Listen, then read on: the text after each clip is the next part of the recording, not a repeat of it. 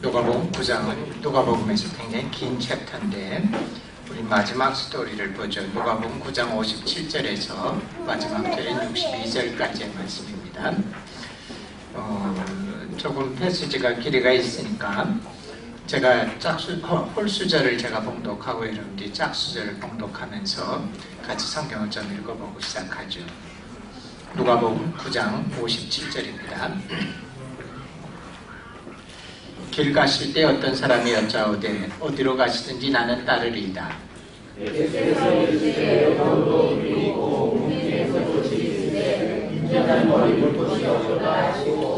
또 다른 사람에게 나를 따르라 하시니 그가 이르되 나로 먼저 가서 내 아버지를 장사하게 허락하옵소서.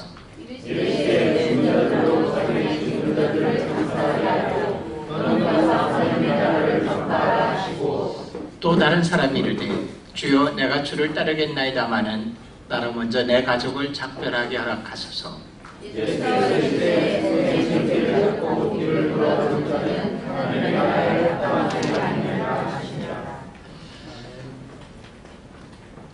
이번에 수련의 주제를 하나님께 합당한 자라고 했는데 이 구절에서 따온 겁니다. 그 때문에 이 메시지가 여러분 전체 5번의 설교 가운데 한가운데 있지만 앞에 설교와 뒤에 설교를 전부 다 컨트롤할 수 있는 그런 메시지가 되기를 바랍니다. 우리 잠깐 기도하죠. 하나님, 누가복음을 통해서 주님이 직접 자기를 따르는 자들에게 하신 말씀을 봉독했습니다. 성령이 도와주셔서 이 말씀이 오늘 저희를 향한 말씀이 되도록 도와주시옵소서. 예수님의 이름으로 기도드렸습니다. 오늘 읽은 이 본문을 가만히 보시면 3명의 실패한 사람의 모습이 나옵니다. 문제는 이들을 가만히 보면 신앙이 없는 사람이 아니라 열심으로 주님을 따르려는 사람들처럼 보인다는 겁니다. 근데 주님으로부터 책망을 듣습니다. 손에 쟁기를 잡고 뒤를 돌아보는 자는 하나님의 나라에 합당치 않으니라.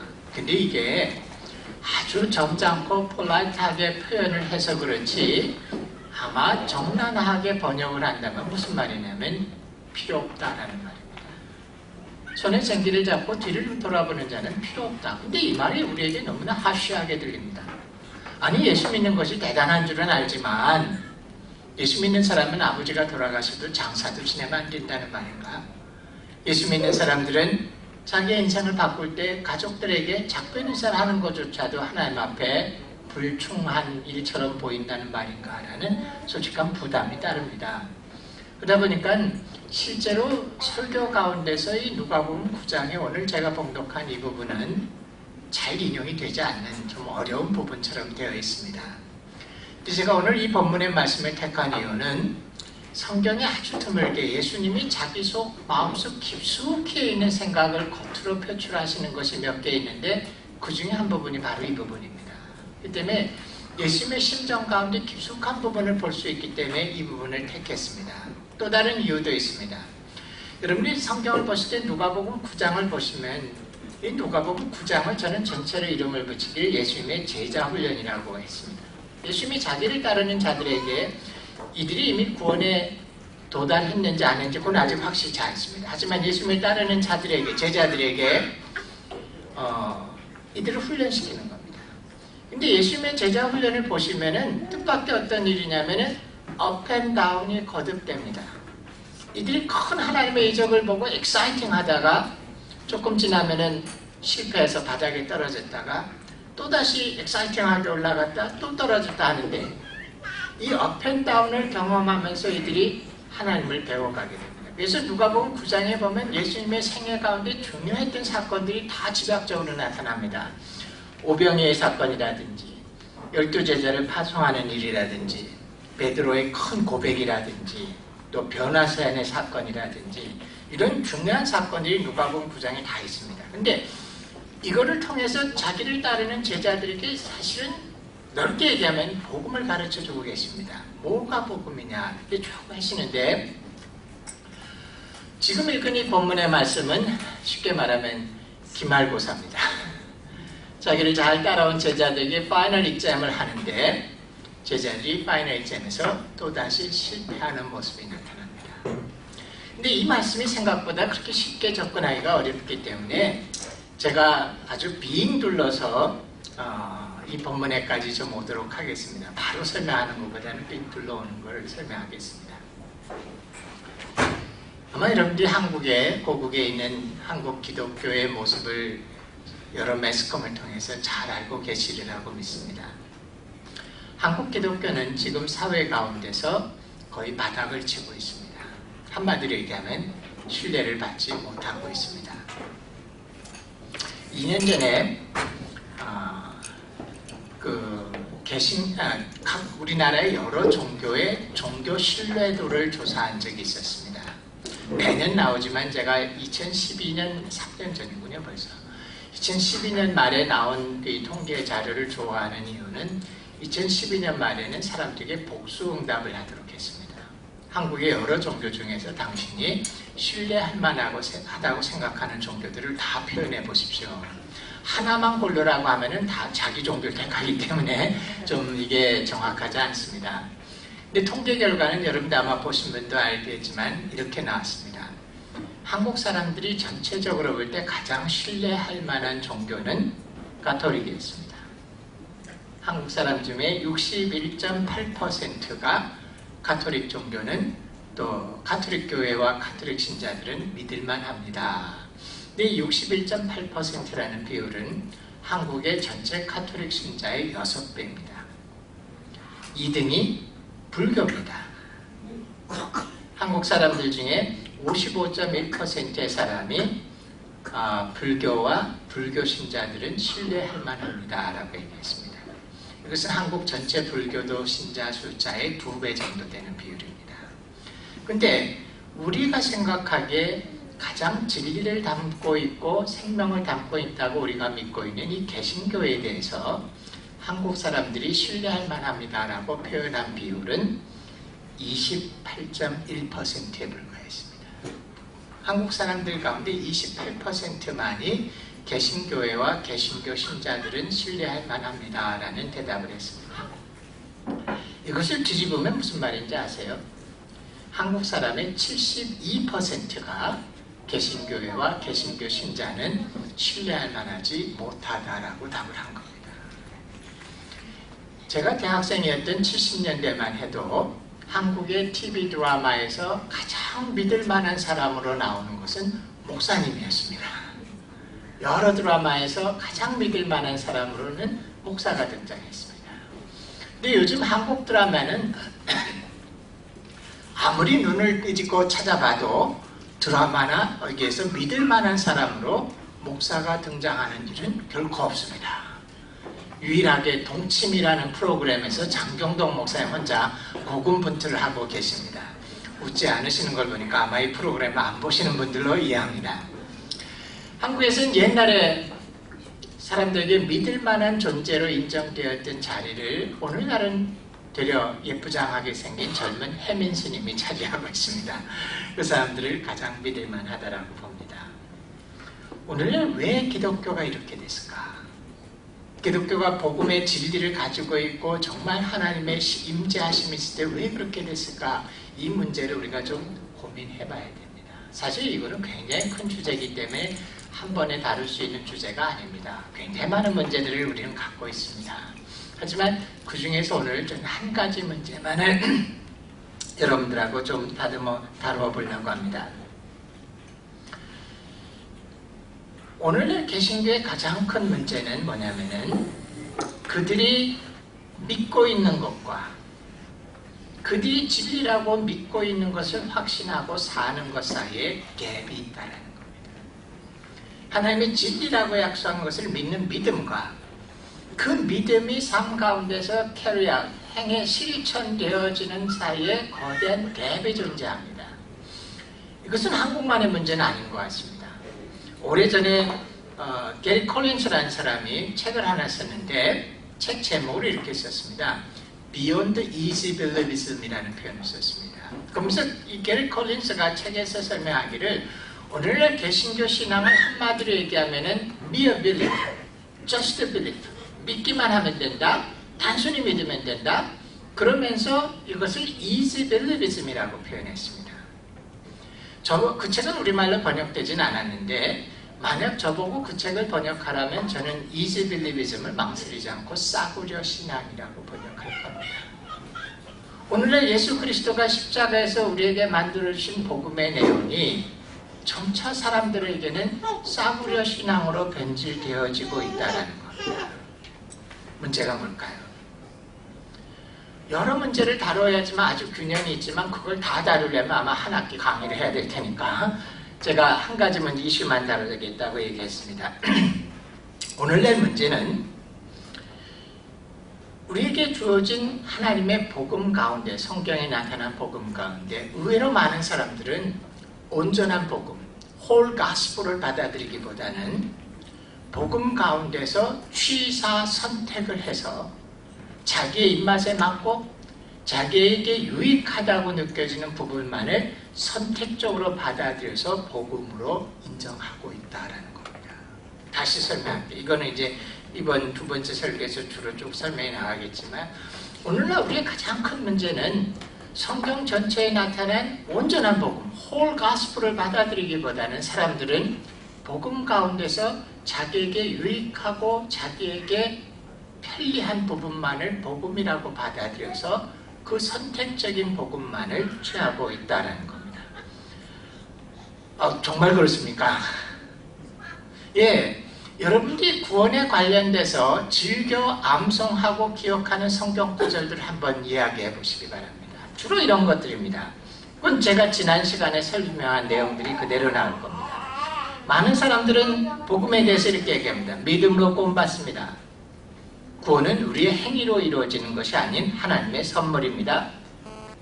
자기가 행함으로써 어렵다 하심을 얻고자 하는 사람들은 이단입니다. 한번 구원받으면 그 구원은 영원합니다. 아마 이런 성경 구절을 종합적으로 보여주고 있는 대표적인 구절이 요한복음 10장 27절에서 30절의 말씀입니다. 뭐라 그럽니까? 내 양은 내 음성을 들으며 나는 저희를 알며 저희는 나를 따르느니라. 내가 저에게 영생을 주노니 영원히 멸망치 아니할 터요 또 저희를 내 손에서 빼앗을 자가 없느니라. 저희를 주신 내 아버지는 만유보다 크심에 아무도 아버지 손에서 빼앗을 수 없느니라. 나와 아버지는 하나니라. 요즘의 복음을 한마디로 얘기하면 예수를 믿으면 천국이 우리에게 보장되었다라는 겁니다. What's wrong? 뭐가 틀렸습니까? 예, 틀리지 않았습니다. 제가 첫 번째 시간에 여러분에게 설교한 내용이 바로 이거였고 틀리지 않았습니다. 문제는 뭐냐면 이것이 복음의 다가 아니라는 겁니다. 저는 이런 것들이 하나님의 약속이지만은 문제는 이것은 복음의 한쪽 사이드에 불과하고 이 복음의 사이드를 저는 이름을 본다면 blessing이라고 붙이고 싶어요. 복음의 축복의 면입니다. 근데 복음에는 축복의 면만 있는 것이 아니란 사실을 이해하셔야 돼요. 복음이라는 동전의 the other side에는 뭐가 있냐면은 demand가 있다는 겁니다. 복음을 받아들인다는 것은 그 복음이 약속해진 blessing만을, 축복만을 우리가 받아들이는 것이 아니라 그 복음이 우리에게 요구하고 있는 것도 동시에 받아들여야만 된다는 겁니다. 저는 비유기 때문에 이것이 정확한지는 모르겠지만 그 복음의 양면이라고 봐요. 복음이라는 것은 한쪽 사이드는 축복과 영생과 심판을 면하게 해준다는 것과 하나님의 나라에 들어가게 해준다는 블레싱이 있지만 복음의 다른 쪽면에는 뭐가 있냐면 그 예수님이, 하나님이 여러분의 인생의 주인이 되어야 된다라는 디맨드가 동시에 있다는 겁니다. 제가 여러분들에게 이 동전을 아무리 얄팍하게 슬라이스하고 슬라이스해도 복음은 동전은 항상 양면을 갖고 있습니다. 제 개인적인 느낌은 복음이라는 것도 아무리 작은 쪼가리로 나누고 나눠도 항상 복음은 양 사이드를 갖고 있는데 블레싱과 디맨드가 동시에 존재합니다. 여러분들에게 만약 제가 동전 하나씩 나눠드릴 텐데 한쪽 사이드만 가져가십시오 라고 했을 때 가져가실 수 있을 것 같아요. 사실은 그와 같은 상황은 어떤 면에서는 자기는 동전을 소유하고 있다라고 착각을 하고 있지만은 손가락을 동전에 대고 있는 것에 불과할지도 모릅니다. 한쪽 사이드만 가질 때는. 복음의 한쪽 사이드는 분명한 하나님의 심판을 면하게 해준다는 것과 의롭다 하신다는 것과 하나님 나라에 들어가게 해준다는 분명한 블레싱이 있습니다. 하지만 동전의 다른 쪽 사이드에서는 그분이 내 인생의 주인의 자리를 차지해야 된다는 디맨드가 동시에 있다는 겁니다. 이 두 가지가 여러분 속에서 다 이루어졌을 때 사실은 복음이라는 동전을 온전하게 소유합니다. 요즘 저는 한국교회에서 많은 교회를 다녀봅니다. 많은 대형교회의 청년부나 대학부 수련회를 인도해보기도 합니다. 왜 놀라운 것은 대부분의 사람들은 예수 그리스도가 나의 죄를 용서한 구세주라는 사실에 대해서는 대부분이 믿습니다. 근데 이들에게 이런 도전을 하면 깜짝 놀라곤 합니다. 당신들이 마음속에 예수 그리스도를 구세주로 나의 죄를 용서해 주신 분으로 기꺼이 믿고 있지만 만약에 그 주님이 여러분의 마음의 중심과 삶의 중심을 차지하고 있는 주인의 자리를 차지하고 있지 못하다면 여러분들이 진정한 구원이라는 동전을 소유하고 있는지 의심해 봐야 된다라는 질문합니다. 어떤 면에서는 아주 위험한 도전을 하기도 합니다. 두 개를 다 이루지 못했다면 온전한 구원이 이루어지지 않았는지도 모릅니다. 이건 굉장히 위험한 얘기입니다. 빌리그레함이 등장한 이후로 복음주의 신학은 한 단어로 집약이 됩니다. 본어게인 디알라지라는 거예요. 거듭남의 신학. 때문에 이 본어게인 디알라지에 익숙해온 복음주의 교회 사람들에게는 지금 제가 하는 얘기가 잘못하면 이단처럼 들릴 수도 있다는 위험성을 제가 잘 압니다. 그럼에도 불구하고 제가 이 이야기를 하는 것은 뒤집어 이야기하면 좀 더 쉽게 여러분들이 이해할 수 있습니다. 만약 여러분들이 예수님을 마음속에 영접했는데 그분의 약속을 믿었는데 실제 여러분의 삶 가운데 예수님이 참된 주인의 자리를 차지하고 있지 않다라면은 영접했다는 그 믿음은 도대체 뭐를 믿은 겁니까? 2000년 전에 어떤 사람이 십자가에서 죽었다고요? 아니요, 그거 가지고는 안 됩니다. 누가 십자가에서 죽었냐라는 겁니다. 바로 그분이 하나님이시라는 사실을 인정해야 된다는 거죠. 만약에 정말 여러분들이 우리에게 그 약속을 해준 분이 만약에 제가 죽어가면서 여러분들에게 어차피 나 죽을 거니까 여러분 죄를 내가 대신 다 지고 갈 테니까 여러분들은 천국 가십시오. 예, 대단히 거룩한 죽음이지만 워킹하지 않습니다. 문제는 우리의 영혼을 붙잡고 계신 하나님 자신이 그 일을 해주셔야 되는 겁니다. 그렇기 때문에 정말 여러분들이 예수 그리스도를 온 우주를 다스리는 하나님의 아들이고 실제로 그 하나님 자신이고 죽음에서 실제로 부활하신 분이고 하늘에 올라가셔서 하나님 우편에 계시고 우리의 생사화복을 주장하시고 언젠가 우리를 심판하실 바로 그분이라고 정말로 믿었다라면 어떻게 그분이 여러분의 삶의 중심을 차지하지 않을 수 있느냐라는 질문입니다.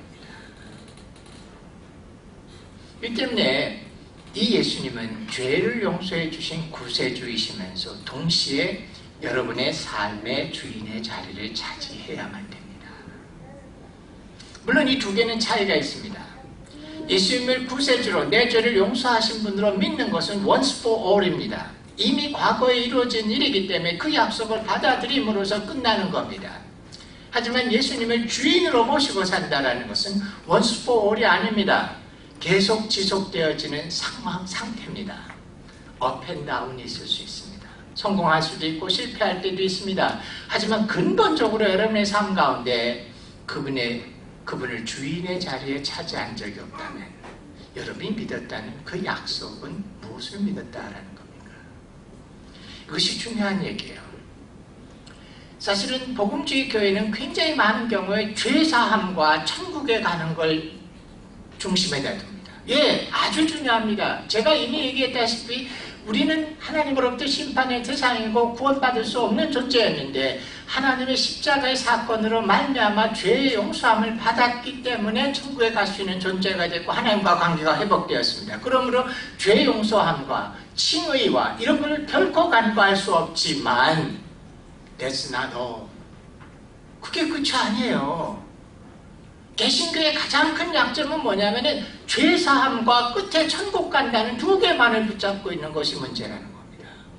어떤 면에서는 죄사함은 없으면 절대로 구원이 이루어질 수 없는 가장 중요한 요소이지만 그것은 하나님과의 관계를 회복하기 위한 프로세스에 불과할 수도 있습니다. 그리고 천국에 간다는 건 엔드 프로덕트에 불과합니다. 근데 진짜 중요한 가운데 몸뚱이는 빼먹어버려요. 한국의 고속터미널에 가면은 어떤 분이 항상 피켓을 들고 계십니다. 근데 그 피켓에 보면은 복음을 8글자로 기가 막히게 요약해놨습니다. 예수천당 불신지옥. 한국의 개신교뿐만 아니라 전 세계 복음주의가 점차 어떤 쪽으로 가게 움직이냐면 예수천당 불신지옥이에요. 예수 믿어서 천국 가고 안 믿으면 지옥 간다는 예, 중요한 교리입니다. 그걸 무시하는 거 아니에요. 하지만 그것은 사실은 하나님의 정해놓은 결과에 불과합니다.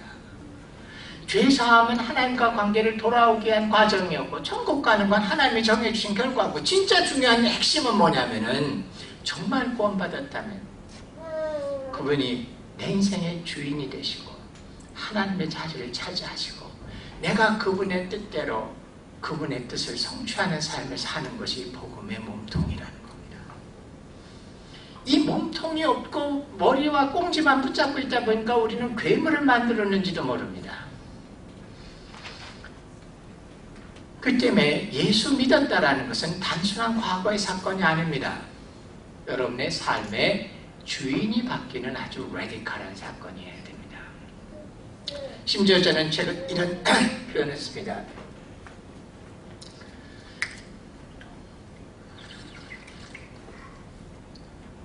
여러분 자신이 구원받았는가를 확인하기 원한다면 내가 몇 년 몇 월 몇 시에 영접하는 기도를 따라 했는가를 기억하지 마시고 더 정확한 방법은 지금 주님이 내 속에 주인의 위치를 차지하고 있는가를 확인해 보시라는 겁니다. 물론 영접하는 순간이 있어야지만 이 관계가 시작이 됩니다.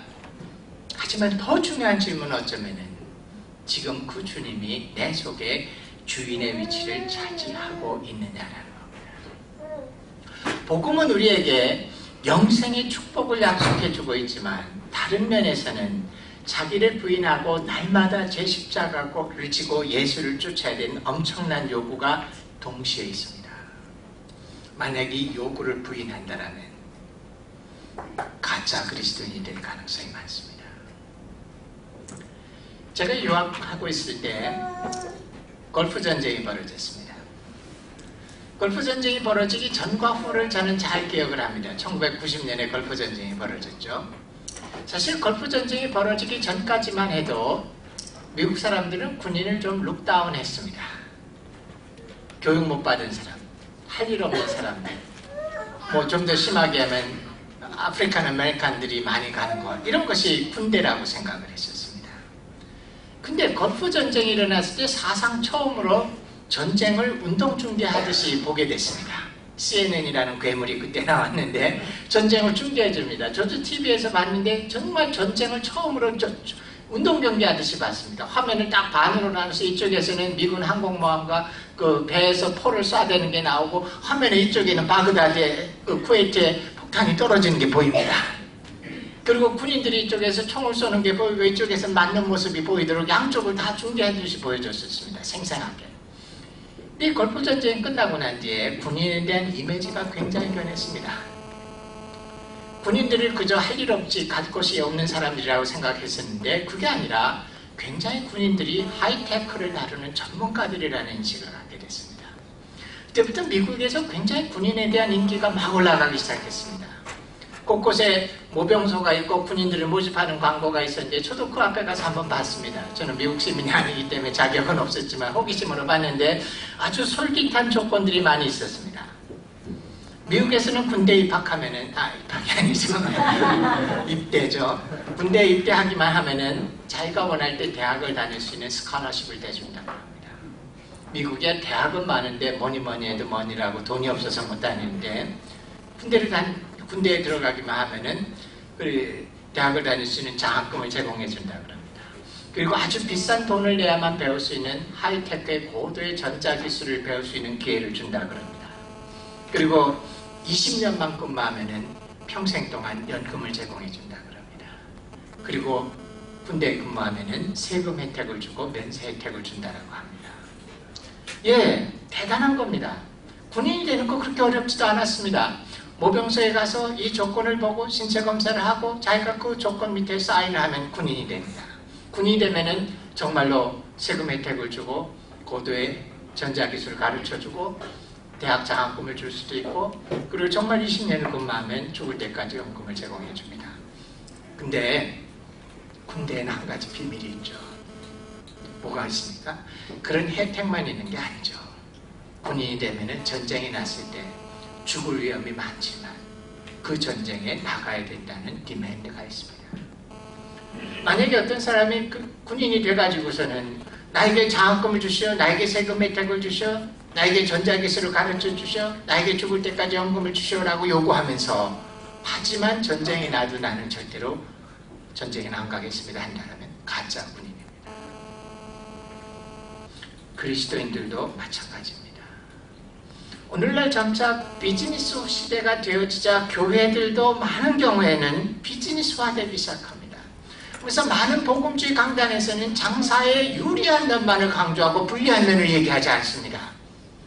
그러니까 온전한 복음을 가르치기보다는 많은 사람들에게 복음의 축복의 면만을 얘기해서, 그래서 복음이라는 것을 좀 더 사람들이 부담 없이 그저 목에 쉽게 넘어가도록 만들어주기 위해서, 그리고 누구라도 이거 공짜니까 좋은 거니까 뭐 원하든 원치 않든 무조건 저 받으라는 식으로 주다가 보니까 복음을 홀세일하고 디스카운트해서 싸구려로 만들어서 사람들에게 주어지기 시작했습니다.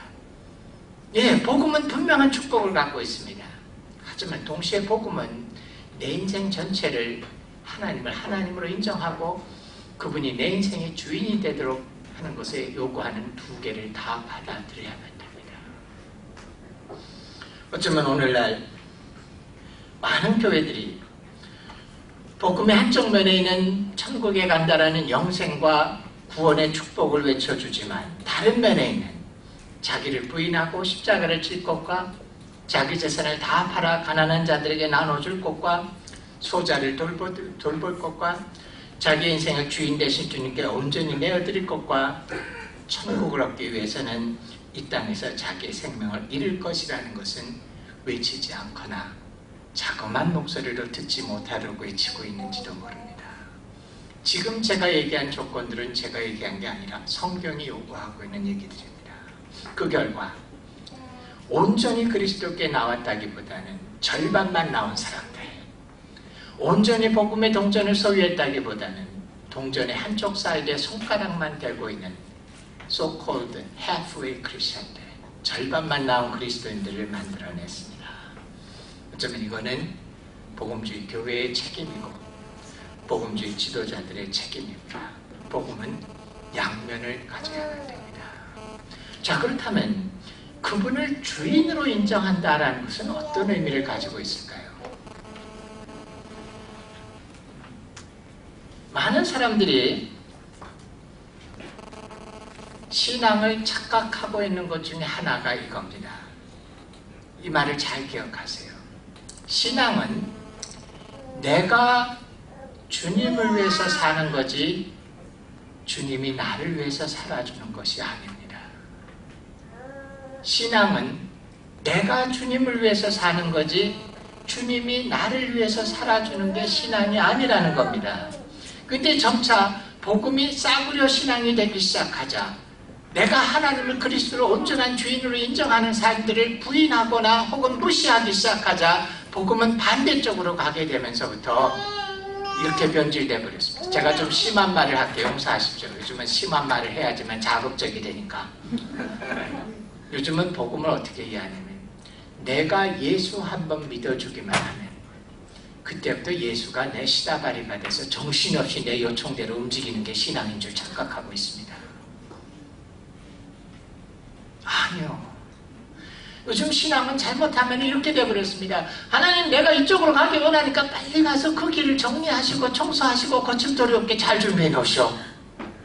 그러다 갑자기 또 잠깐 내가 체인지 많이 했는데 이쪽으로 갈 테니까 빨리 이쪽으로 뛰어가셔. 그 길을 예배하시고 거침돌을 제거하시고 고난이 없게 하시오. 끊임없이 누가 주인이에요? 부려먹기 시작합니다. 심지어 멱살도 쥐어잡아요. 하나님, 내가 만불이 필요한데 토요일까지 꼭 해주십시오. 근데 토요일까지 만불이 안 돼요. 그러면 야단을 칩니다. 주님 지금 주무시고 계신 겁니까? 귀를 닫고 계신 겁니까? 뭐 하고 계십니까? 참 갑갑하네요. 이틀 더 드릴 테니까 월요일까지 하나님의 목을 조르고 하나님의 팔을 꺾어서라도 자기의 욕심을 채우는 것이 신앙인 줄 착각하고 있습니다. 예, 새벽기도 좋습니다. 저도 새벽기도의 영적인 의미 잘 압니다. 하지만 많은 경우 새벽기도에 가서 제가 깊이 실망하는 것은 뭐냐면 그 기도의 대부분이 뭐냐면 하나님의 목을 조르는 거예요. 예수 믿고 나서 자기 욕심을 포기하는 게 아니라 자기의 욕심을 기도 제목이라는 포장지만 멋지게 바꿔놓고서는 자기 욕심을 쟁취하기 위해서 끊임없이 목을 조르고 있는 것을 신앙이라고 생각합니다. 아니요. 신앙은 우리가 주님의 뜻대로 사는 거지 주님이 우리를 위해서 살아주는 게 아니라는 겁니다. 예, 물론 사랑이 하나님이시기 때문에 우리의 연약함을 아시기 때문에 우리를 도와주십니다. 하지만 여러분 이해하세요. 주님은 우리의 욕심을 채워주는 분 아닙니다. 우리의 욕망을 충족시켜주는 분 아닙니다. 다만 주님은 우리의 필요는 채워주십니다. 여러분의 필요가 욕망인지 욕심인지를 구분하는 게 신앙의 성숙입니다. 오늘날 많은 사람들이 표현에서는 예수 하나님을 향해서 주님, 주님, 주님이라고 끊임없이 외치고 있지만은 실제로는 주님이 자기를 위해서 살아주고 자기가 원하는 대로 자기를 섬겨주는 신앙생활을 하고 있습니다. 모든 신앙의 중심이 표현은 거룩한데 가만히 정신을 차리고 보면 내가 중심의 자리를 여전히 차지하고 있습니다. 모든 기준은 나한테 유익하기 때문에 하라는 겁니다. 심지어 이렇게 얘기해 볼까요? 어떤 사람이 예수 믿을까 말까 망설이고 있습니다. 이 그 선만 넘어가면 예수 믿는 거라고 해보죠. 이 선이 뭘까요? 뭐 영접기도라고 할까요? 그럼 이 사람을 향해서 우리가 솔직하게 온갖 감언이설을 합니다.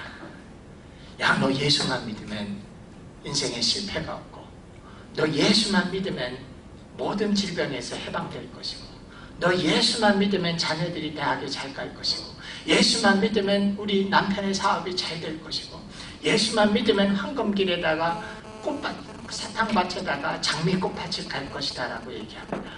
예수만 믿으면 네 인생 가운데 고난이 없을 거라고 얘기합니다. 성경에서 어느 것도 약속해 주지 않았습니다. 성경에서 예수 믿었다 그래서 고난이 없다라고 약속한 부분이 한 것도 없습니다. 다만 우리가 그 사람들 예수 믿게 하기 위해서 사실은 비성경적으로 유혹하고 있는 건지 모릅니다.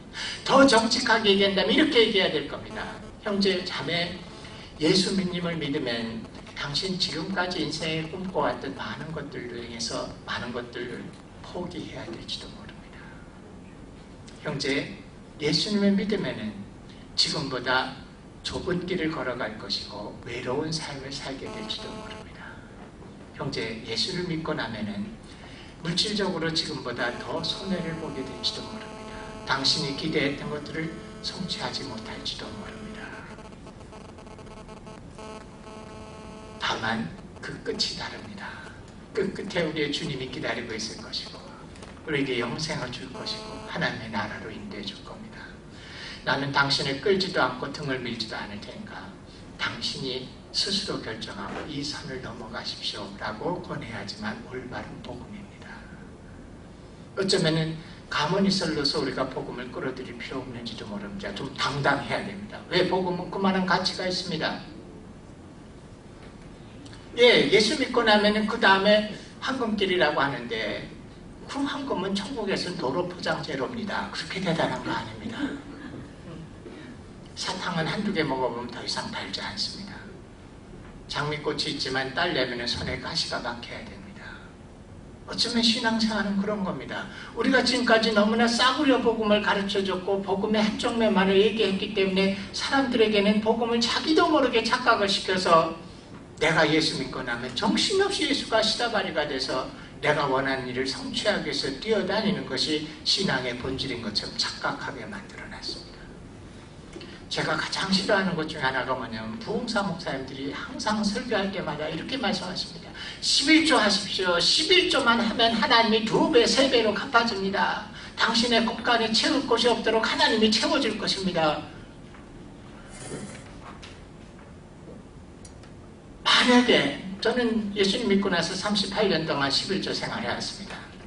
정확히 계산은 안 해봤지만 2배, 3배 갚아주진 않는 것 같습니다. 만약에 내가 100을 들였는데 200, 300이 돌아오는 거라면 이거는 비즈니스입니다. 신앙이 아닙니다. 왜 10에 1조만 합니까? 다 집어넣지. 월급이 2배, 3배로 뻥튀기가 되는데 쉽게 말한다면 당신한테 유익이기 때문에 따르라고 당신에게 유익이기 때문에 하나님 말씀에 순종하라고 하는 건데 그 세상적인 유익을 보장해 주는 거라면 이건 비즈니스지 신앙 아닙니다. 저는 하나님이 그렇게 갚아주지 않기를 바랍니다. 말라기서에 있는 그 약속은 여러분 상황의 배경과 다른 이야기입니다. 어떤 면에서 우리가 자신 있게 이렇게 얘기해줍니다. 형제자매에게 주어진 모든 것들이 하나님이 주신 선물입니다. 근데 그 중에 열의 하나를 하나님이 도로 달라고 그러십니다. 당신의 나라를 위해서 쓰겠다고. That's it. 더 보태실 필요 없어요. 네가 손해 나는 게 아니기 때문에 너 로또와 비슷하게 폭리를 얻을 거기 때문에 내라는 것은 신앙이 아닌지도 모릅니다. 어쩌면 우리의 신앙에서는 중요한 것이 뒤집어져 있는지도 몰라요. 복음성가를 열심히 따라 부르다가 보면 어느 날 갑자기 정신을 차리고 제가 깨닫는 게 뭐냐면 하나님의 이름을 수도 없이 얘기하는데 그 중심에 여전히 내가 있습니다. 나를 위해 오신 구세주, 나의 왕, 나의 주, 나의 뭐 하는데 전부 다 사실은 나한테 유익이 된다는 보장을 해주기 위해서 만들어놓은 성가처럼 들리게 됩니다. 아니요. 신앙생활에서 초기 어린 시절에 그런 투쟁을 조금 부릴 수 있을지 모르지만 신앙의 본질과 신앙의 가장 깊숙한 것은 내가 주님을 위해서 사는 겁니다. 그분이 내 인생의 주인이 되셨고 그분의 뜻을 따라서 살아가고 순종하고 그분의 뜻을 성취하는 게 어쩌면 우리의 신앙생활의 본질이어야 됩니다. 언제까지나 어린애기처럼 젖 달라고 우유 달라고 내가 저지른 일에 대해서 처리해달라고 조르는 것이 신앙의 본질이 아닙니다. 오래전에 제가 사스웨스턴이라는 미국 신학교에서 교환교수로 근무한 적이 있었습니다. 제가 하는 클래스 중에 나이 클래스가 하나 있었어요. 근데 그 클래스는 아줌마들이 많이 들어옵니다. 미국 아줌마들이 들어오는데 제가 참 힘들었어요. 제가 수업 시작하기 전에 항상 기도 제목을 좀 우리 서로 나누고 기도하고 시작합시다. 근데 아줌마들의 기도 제목이 뭐냐면 항상 강아지, 고양이, 개. 우리 개가 오늘 아침부터 아픈데 기도해 주십시오. 고양이가 밥을 안 먹는데 기도해 주십시오. 거다 끝에 가서 가끔 그러고 보니까 우리 남편도 좀 아픈데 기도해 주십시오. 이랬습니다. 어떡합니까? 제가 진짜 개, 고양이 위해서 열심히 기도도 하고 그랬습니다. 어느 날 수업을 시작하는데 제가 또 그랬어요. 여러분 기도 제목 있으면 좀 나누고 합시다. 근데 또 개, 고양이 다 나왔습니다. 그날도.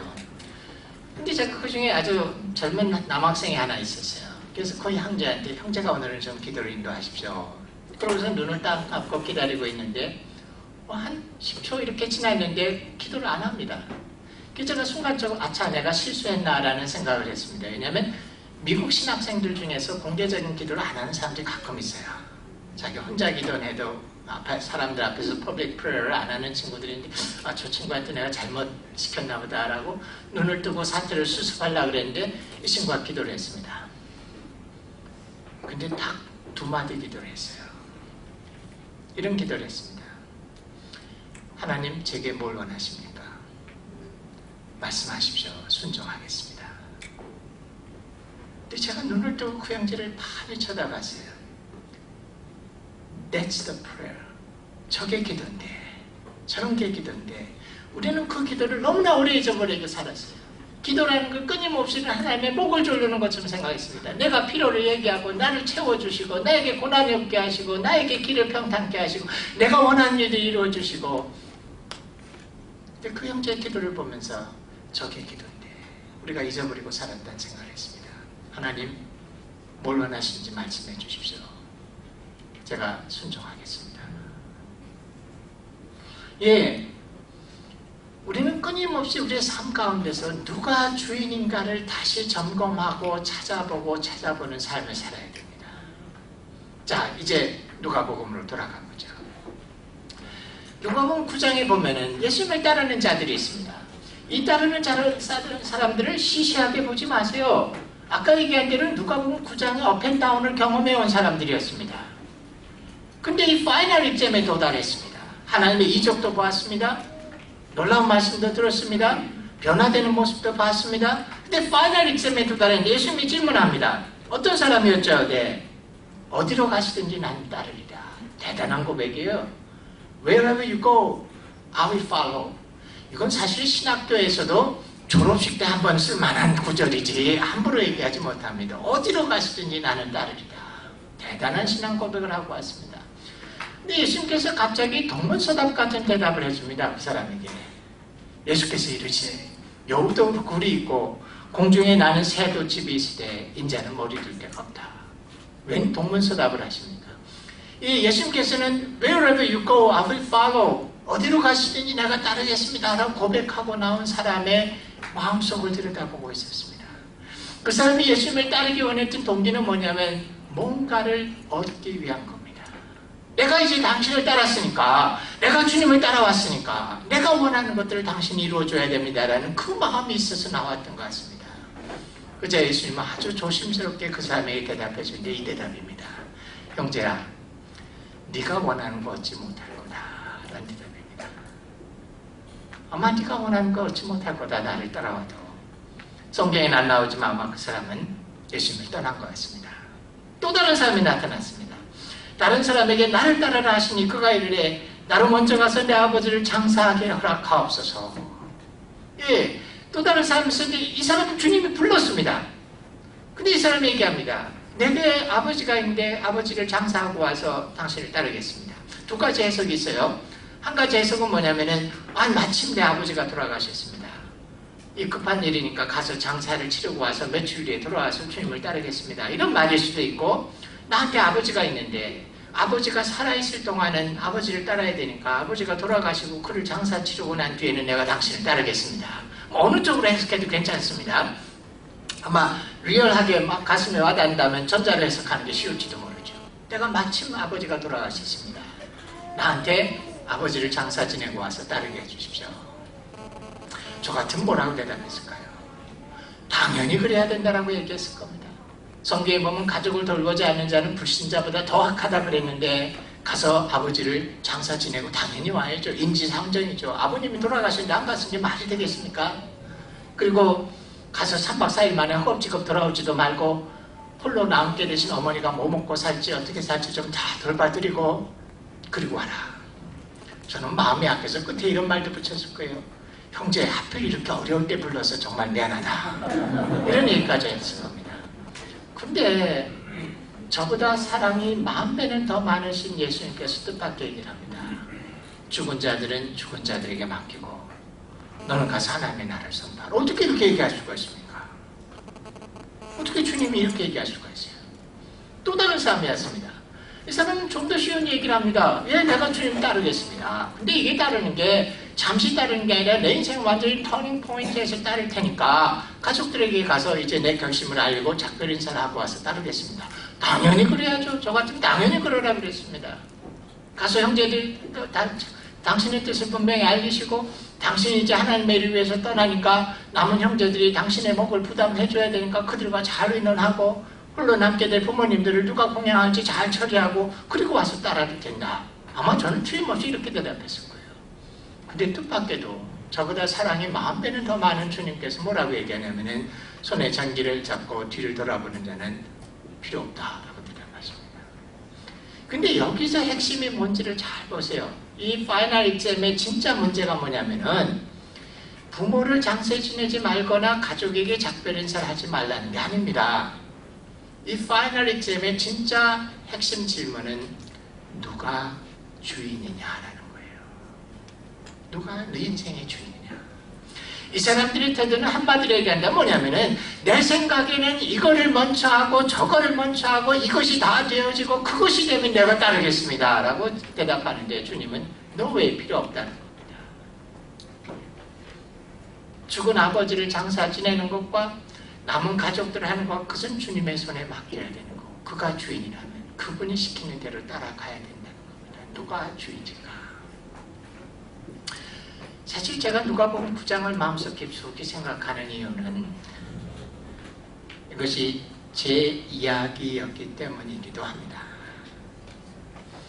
저는 대학교 2학년 때 예수님을 영접했습니다. 그리고 3학년, 4학년을 거쳐가면서 하나님을 조금씩 더 알아가게 됐습니다. 근데 하나님을 점차 더 알아가게 되면서 저는 묘한 부담을 느끼기 시작했어요. 항상 두려운 게 있었습니다. 뭐냐면은 혹시 이러다가 내가 하나님의 일을 하라고 목사 되라고 선교사 되라고 그러면 어떻게 될까라는 두려움이 있었습니다. 그래서 항상 하나님께 가까이 갈 때 어느 순간에 멈추곤 했습니다. 그리고 하나님을 이해시키려고 설득하려고 굉장히 많은 딜을 했습니다. 주님, 지금 이 세상에 필요한 게 목사가 아닙니다. 이 세상에 정말 필요한 것은 그리스도인으로서 영향을 미치는 평신도들이 필요합니다. 저는 사실 MIT 가고 싶었어요. 그리고 저는 교수가 되고 싶었습니다. 그리고 그렇기 때문에 하나님 앞에 항상 이런 식으로 딜을 했습니다. 하나님, 내가 그런 곳에 가서 학위를 받고 한국에 돌아와서 교수가 돼서 학생들에게 영향을 미친다면 목사 한 사람이 하는 것보다 얼마나 더 큰 일인지 모르면 하나님, 내가 더 어려운 걸 선택한 겁니다. 제발 나를 누르지 마시고.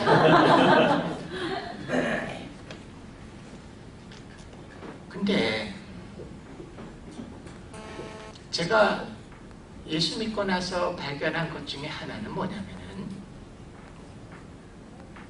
하나님의 말씀은 순종했을 때 그 다음은 하나님이 받아주신다는 거였어요. 결국 저는 씨름을 많이 하다가 4학년 2학기가 된 어느 아침에 이런 기도를 했습니다. 하나님, 당신이 내 인생의 주인이 맞습니다. Whatever you want, I will obey. 하나님 말씀하신 길 제가 순종하겠습니다. 그리고 그날 오후에 저희 모임에 가서 간증을 했습니다. 사람들은 저를 굉장히 헌신된 사람인 줄 착각했을 거예요. 왜냐하면 겉모습은 그랬습니다. 저는 가난한 집에 태어났기 때문에 대학 들어갈 때 등록금을 받아본 게 부모님에게 받은 마지막 지원이었습니다. 그리고 제가 벌어서 생활했고 학교를 다니고 정말 많은 아르바이트를 하고 살았습니다. 그때는 과외선생을 마음껏 할 수 있는 자유로운 시대였기 때문에 대학을 졸업하고 카운트해보니까 대학 다니는 동안에 고3만 90명을 가르쳤습니다. 근데 어느 날 저에게 정말 좋은 아르바이트 자리가 생겼어요. 이름을 얘기하면 여러분 알만한 재벌집에서 저에게 아르바이트 요구했습니다. 그리고 자기 아들을 가르치면은 한 달에 20만 원을 준다고 했습니다. 아마 여러분들 속으로 아니 한 달에 20만 원 받고 뭐 그리 대단하게 일하겠는가 하는데 그 당시 제 한 학기 등록금이 9만 원이었습니다. 그러니까 한 달에 20만 원 준다는 건 1년치 등록금을 매달 준다는 것. 그것도 일주일에 딱 2번만 가르쳐주는 거였습니다. 근데 제가 그걸 거절했습니다. 왜냐하면은 제가 성경 공부를 하기로 약속한 시간과 정확히 오버랩이 되어 있었습니다. 그 때문에 저는 그걸 거절했습니다. 사람들은 저를 보면서 저 형제는 굉장히 하나님께 대단히 헌신한 사람인 줄 알았습니다. 근데 아니요, 제가 고백했다라면 뭐냐면은 저는 교활한 사람이에요. 제 주머니에서 정말로 없어도 되는 정도는 기꺼이 하나님께 내려놓지만 내 인생에 가장 중요한 것은 놓고 싶지 않았습니다. 제 인생에 가장 중요한 건 제가 원하는 제 인생이었어요. 아까 말한 대로 저도 남들처럼 MIT 가고 싶었고 그리고 학위를 받고 한국의 교수가 되고 싶었고 그 인생은 꿈을 포기하고 싶지 않으니 하나님에게 교활한 딜을 잘했습니다. 자그만 것들은 얼마든지 포기합니다. 큰 거를 놓고 싶지 않았어요. 그날 저녁 저는 형제자매들 앞에서 이런 반증을 했습니다. 저는 지금까지 하나님을 따랐지만 정말 중요한 것은 놓고 싶지 않았습니다. 근데 저는 오늘 그것을 놓겠습니다. 왜냐하면 그분이 내 인생의 주인이라고 믿었기 때문에. 근데 저는 정말 순진했어요. 대학교 졸업 2달 남았는데 그러면 저는 그만두고 신학교 가야 되는 줄 알았습니다. 근데 그렇지 않았어요. 저는 대학을 졸업했고 대학원에 들어갔습니다. 그리고 하지만 그 약속이 있었기 때문인지 어느 때 군대를 제대할 때쯤 하나님이 부르셨고 저는 그 길로 돌아섰습니다. 하지만 한 가지 이해하세요. 저는 목사가 됐습니다. 근데 그것이 베스트의 헌신은 아닙니다. 하나님이 저를 목사로 부르셨기 때문에 저는 그렇게 된 것일 뿐이지, 여러분 모두가 신학생이 목사가 되거나 선교사가 되는 것이 더 훌륭한 헌신은 아닙니다. 여러분 전부가 목사 되겠다라고 선교사 되겠다라고 신학교 오시면 저희 학교 대박나고 저희는 아주 좋을 겁니다. 하지만 그러면 안 됩니다. 제가 살아오면서 발견한 건 뭐냐면 목사가 된다는 것은 어떤 면에서 축구장에서 경기장에서 나와서 코치가 되는 겁니다. 선수들에게 명령을 하고 지시를 하고 그들을 올바른 방향으로 게임을 하도록 도와줍니다. 근데 진짜 중요한 건 그거 아닙니다. 공을 찬 사람이죠. 요즘 웃기는 일은 뭐냐면 경기장에 신자들이 들어와서 대부분은 관중석으로 올라가 버려요. 입장료 냈으니까, 주일날 헌금 냈으니까 관중석에 올라가서 구경하겠다 그럽니다. 잘들 좀 잡아라, 재밌게 해봐라. 근데 공을 조금 찰만한 사람들은 전부 뭐 하느냐? 코치 되겠다고 나갑니다.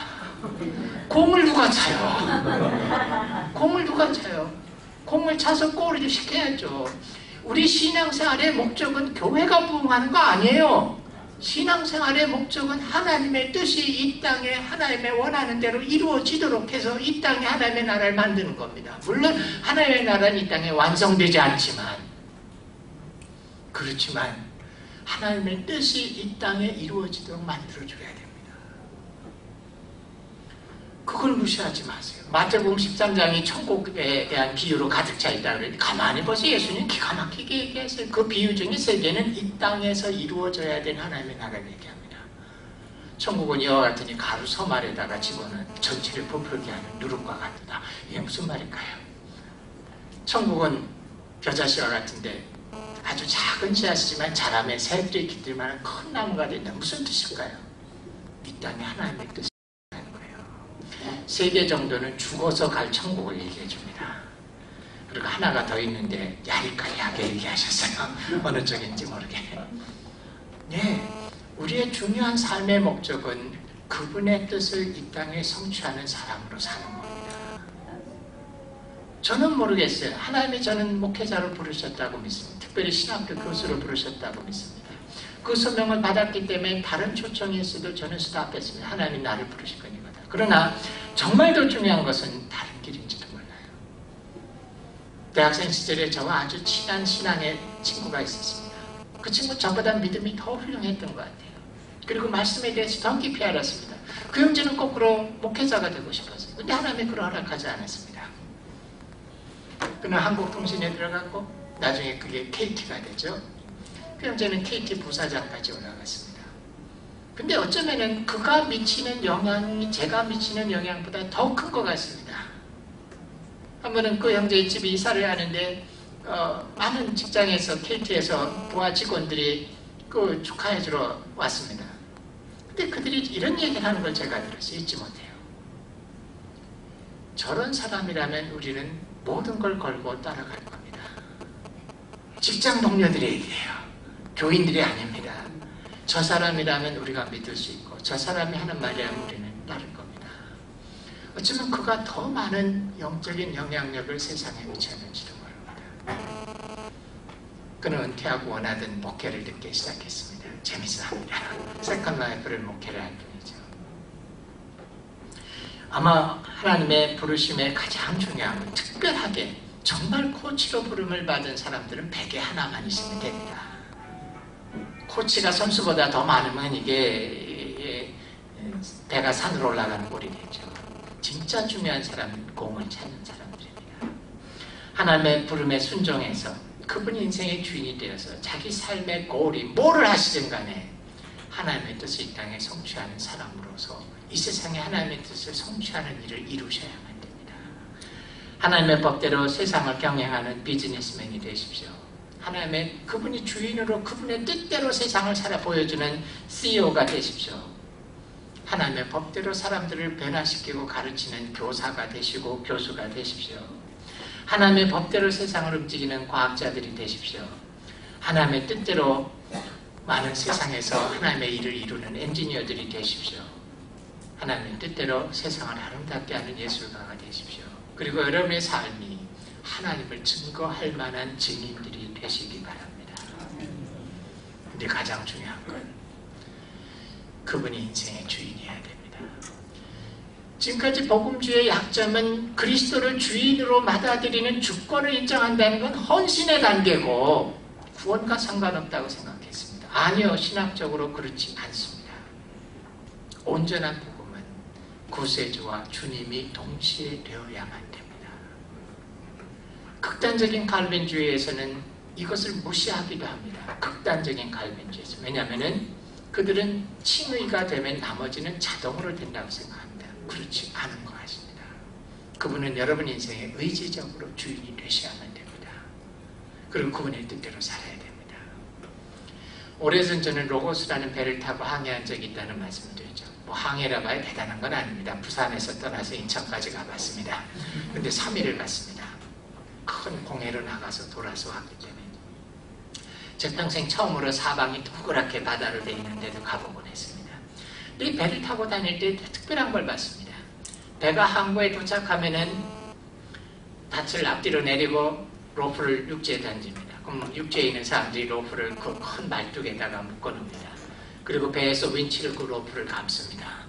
그러면 육지가 딸려오는 게 아니라 배가 육지 쪽으로 갑니다. 그래서 딱 붙으면 로프를 한 10여 개를 든든히 해놓습니다.